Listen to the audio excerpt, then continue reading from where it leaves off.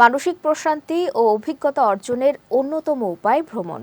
এর মাধ্যমে মানুষ প্রকৃতি, সংস্কৃতি ও ইতিহাসের সঙ্গে ঘনিষ্ঠভাবে পরিচিত হয়। সঠিক পরিকল্পনা থাকলে ভ্রমণ হয়ে ওঠে আরও উপভোগ্য।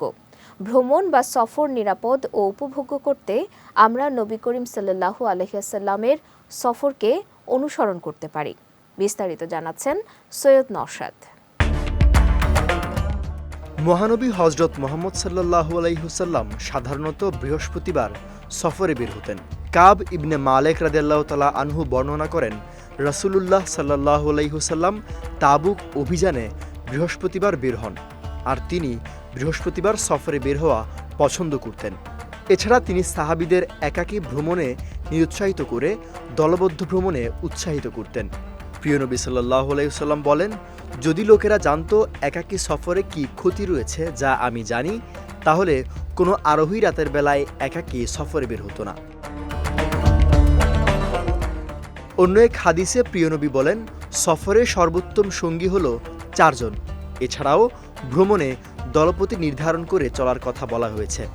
আবু হুরায়রা রাদিয়াল্লাহু তাআলা আনহু বর্ণনা করেন, রাসূলুল্লাহ সাল্লাল্লাহু আলাইহি ওয়াসাল্লাম বলেছেন, যখন 3 ব্যক্তি সফরে বের হবে তখন তারা যেন তাদের একজনকে আমির বা দলপ্রধান বানিয়ে নেয়।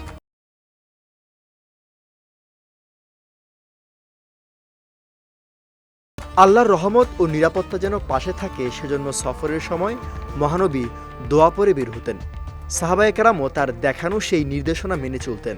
আব্দুল্লাহ ইবনে উমর রাদিয়াল্লাহু তাআলা আনহু বলেন, রাসূলুল্লাহ সাল্লাল্লাহু আলাইহি ওয়াসাল্লাম কোথাও সফরের উদ্দেশ্যে তার উঠে আরোহণের সময় 3 বার আল্লাহু আকবার বলতেন এবং সফরের জন্য দোয়া করতেন।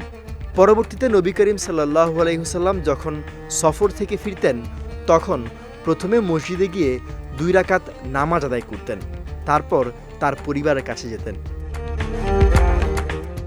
সৈয়দ নওশাদ, বিজয় টিভি, নিউজ ডেস্ক।